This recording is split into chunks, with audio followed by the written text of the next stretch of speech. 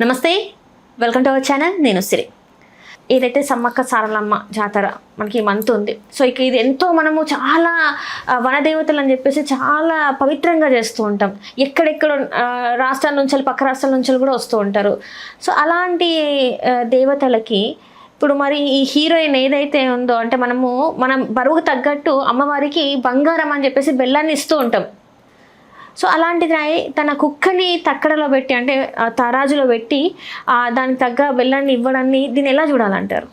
శ్రీ సమ్మక్క సారక్క ఇప్పుడు 4-5 రోజులు అయితేనే జాతర నుంచి ఉంది. యాక్చువల్గా ఈ నెల నీకు తెలుసా, లాస్ట్ ఇయర్ మనకి మహాకుంభ జరిగింది. అది ఎన్నేళ్ళకో వచ్చేది.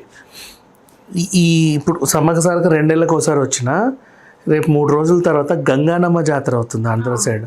వాళ్ళకి అది 12 సంవత్సరాలకు ఒకసారి వచ్చే జాతర. 12 years అంట. నాకు ఒక ఛానల్లో కెమెరామెన్ చెప్తే తెలిసింది ఇలా ఉంటుందండి అని. గంగమ్మ జాతర అనుకున్న పుష్ప కాదంట, ఇది వేరు. మంచి మహా జాతరలు అయితే ఉన్నాయి. ఇప్పుడు నాగోబా జాతర కూడా ఉంది, ఆల్రెడీ జరుగుతూ ఉంది. మా వాళ్ళు వెళ్ళారంట. సో బోల్డ్ అన్ని జాతరలు ఉన్నాయి. అండ్ గత 6 సంవత్సరాల నుంచి సైలెంట్గా ఉన్నావా? ఎవరి పెళ్ళికి వెళ్ళావు నువ్వు? లేవు ముహూర్తాలు.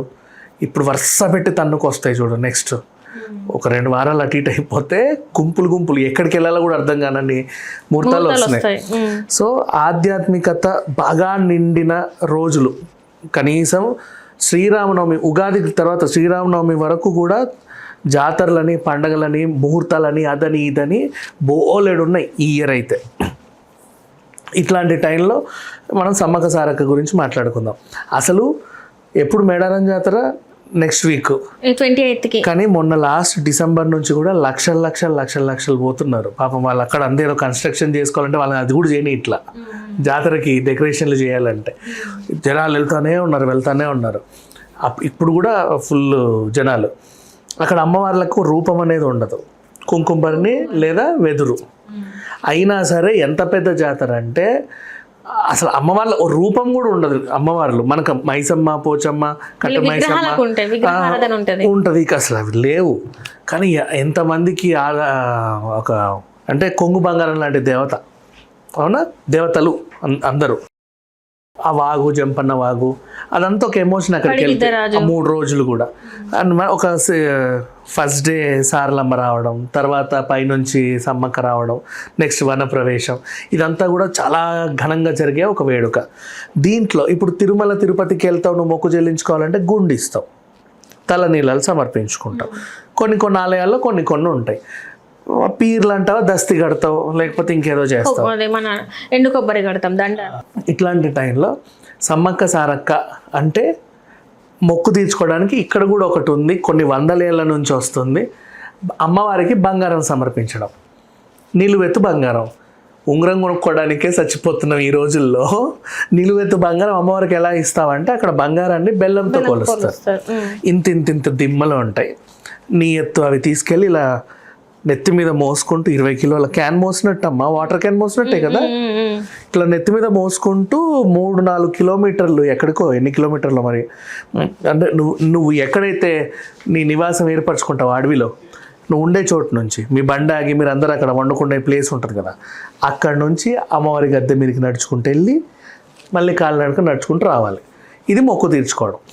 ఇది ఒక్కొక్క బెల్లం అంటే ఓకే. కొంతమందికి నిలువెత్తు బంగారం అంతంత అక్కడ సమర్పించుకోవాలి. ఈ ఆచారం ఎందుకు పెట్టావు? అసలు ఎందుకు సమర్పించుకోవాలి? ఫస్ట్ ఆఫ్ ఆల్ దేనికి? నీకేదో జరిగితే, మంచి జరిగితే ఒక మొక్కే కదా. కాలినడకన వస్తాము అనేది కూడా ఒక మొక్కు. అట్లాంటి మొక్కుల్లో ఇది ఒకటి.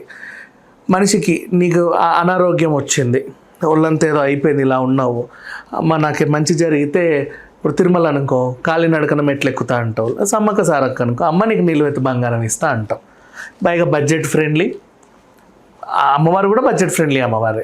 అక్కడికి ఎంత 5,000 పట్టుకొని వెళ్తారు, అక్కడే వండుకుంటారు, తింటారు, తాగుతారు, కోడికి వస్తారు, ఈ బంగారం సమర్పించుకొని అట్లా హ్యాపీగా వచ్చేస్తారు.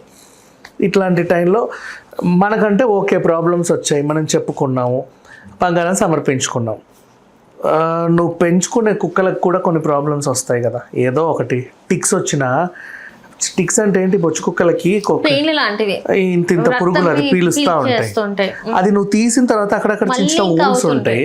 దానికి తగ్గట్టు ఒక జ్వరం వచ్చింది అనుకో, టిక్ ఫీవర్ వస్తే ఈ జుట్టంతా రాలిపోయి దాని మీద ఏదో వ్యాధి సోకినట్టు కనిపిస్తుంది. చాలా మంది భయపడి వాటిని దూరంగా వదిలేస్తారు. కానీ యాక్చువల్గా అట్లా కాదు, దానికి ఒక చిన్న మెడిసిన్ ఇస్తే మళ్ళీ అదంతా వచ్చేస్తుంది యాక్చువల్గా. కానీ ఆ టైంలో నువ్వు ఒకవేళ తిరుమలకి వెళ్ళావే అనుకో, దేవుడు అన్న కుక్కను మంచి చూడు స్వామిని మొక్కుతావా మొక్కవా, నీ ఇంటి సభ్యురాలే కదమ్మా, నీకు మాత్రమే ఒక కుక్క సస్తే సస్తరే, నన్ను మాత్రం వచ్చే ఏడాది పెళ్లి జరిగేలా చూడు స్వామి, ఆ కుక్క సస్తే సచ్చిందిలే, నాకు మాత్రం అమెరికా వీసా వచ్చేలా చూడు. ఇట్లయితే మొక్కంగా అందరూ బాగుండాలి, కుక్క కూడా బాగుండాలి. అలాగే కుక్కను ప్రేమించే ఒక అమ్మాయి పాపం దానికి అనారోగ్యం వస్తే సమ్మక్క సారక్కకు మొక్కుకుంది, దీనికి మంచి జరిగితే నిలువెత్తు బంగారం ఇస్తాను అని. అది మొక్కలేదు కదా పాపం, దానికి తెలియదు కదా కొబ్బరికాయ ఎక్కడ కొట్టాలో, బెల్లం ఎక్కడ మోయాలో, అగరబత్తులు ఎలా వెలిగించాలో, హారతి ఎలా ఇవ్వాలో, ఎలా హారతి తీసుకోవాలో దానికి తెలియదు పాపం. దాని తరఫున దానికి ఒక బొట్టు పెట్టేసి ఈవిడ మొక్కింది. అంటే నేను ఎలాగైతే మనిషినో ఇది నా కుటుంబ సభ్యుడు, నా కొడుకు అనుకో, కూతురు అనుకో, అన్ననుకో, తమ్ముడు అనుకో, చెల్లనుకో, తల్లనుకో, నీ ఇష్టం. మా ఇంట్లో అది కూడా ఒక పార్ట్. కుక్కకు మంచి జరిగింది, ఈవిడకి సంతోషం వేసింది, మేడారం సమ్మక్క జాతరకి వెళ్ళింది. వెళ్ళిన తర్వాత ఆ పక్కన ఆ తులాభారం ఉంటే అక్కడ కుక్కను కూర్చోబెట్టి వేసింది. అయితే ఇక్కడ మేడారం జాతర మొదలై కొన్ని వందలేళ్ల నుంచి కదా ఉంది. ఇప్పటివరకు ఇలాంటి ఇన్సిడెంట్ అందరికీ తెలిసి ఎప్పుడు జరగల, తెలియకుండా ఏమైనా జరిగిందో మనకు తెలియదు. కానీ ఇప్పుడు అంటే మనకి సోషల్ మీడియా న్యూస్లు ఈజీగా వైరల్ అయ్యే సౌలభ్యం ఉంది కాబట్టి ఇది తెలిసింది అందరికీ. ఎన్నడూ లేనిది ఒకటి జరిగింది, కొత్తగా జరిగింది. కొత్తగా జరిగిందంటే జనాలకు ఒక భయం ఉంటుంది, ఇది మంచికి దారి తీస్తుందా చెడుకు దారి తీస్తుందా, అంతేనా కదా. యాక్చువల్గా చెప్పాలంటే కుక్క కూడా దైవంతో సమానమ్మ, కాలభైరవుడు అంటారు. ఇంకా మంచిగా చెప్పాలంటే కాశీ యాత్ర చేసే వాళ్ళందరికీ బాగా తెలుసు. అక్కడ కాలభైరవుని పూజించుకున్న తర్వాత ఇంటికి వచ్చాక ఎక్కడ నల్ల కుక్క ఉంటే వెతికి దానికి పూజ చేస్తే నీ యాత్ర ముగిసినట్టు ఫీల్ అయ్యే వాళ్ళు ఉంటారు, తెలుసా. అది అట్లాంటివి బయట చాలా చూసాంలే. ఈవెన్ నల్ల కుక్కలు ఉంటే డైరెక్ట్ దాన్ని దేవుళ్ళనే పూజిస్తారు. చాలా మంది కుక్కలు నల్లగా ఉంటే పెంచుకోవడానికి ఇష్టపడతారు. అంటే ఏదో ఎవరి ఇష్టం వాళ్ళది. ఇట్లాంటి టైంలో ఒక వార్త ఎందుకు ఇప్పుడే వైరల్ అయింది అంటే, రీసెంట్ డేస్లో గత 4-5 రోజుల నుంచి మనం కుక్కల గురించే మాట్లాడుకుంటున్నాం కాబట్టి అనుకోకుండా ఈ కుక్క గారు కూడా వెలుగులోకి వచ్చింది. దీన్ని ఏమో కుక్క తులాభారం అని రాస్తున్నారు. దీనికి ప్యారలల్గా మళ్ళీ యాదవ సంఘాలు వస్తున్నాయి. శ్రీకృష్ణుడి రూపంలో మేము ఎన్టీఆర్నే ఒప్పుకోలేదు, నువ్వు శ్రీ కుక్క తులాభారం అని ఎలా రాస్తావు అంటే మీ హెడ్లైన్స్ కోసం మా కృష్ణుడిని అవమానించినట్టుగా ఉంది. కృష్ణ తులాభారం అంటేదే మాకు చరిత్రలో విన్నది. కుక్క తులాభారం అని రాయకండి దయచేసి, అక్కడ మీరు ఇంకేమన్నా పెట్టుకోండి అని వాళ్ళు గొడవ చేస్తున్నారు.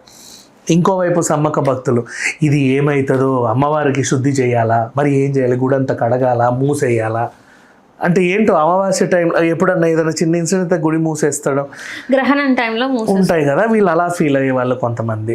ఇంట్లో ఒక వ్యక్తి లాగా చూస్తారు, కొంతమంది అయితే దేవుడు లాగానే దాన్ని ఏంటంటే మీరు అన్నట్టు కాలభైరవ అని చెప్పేసి దాన్ని అలానే చూస్తారు.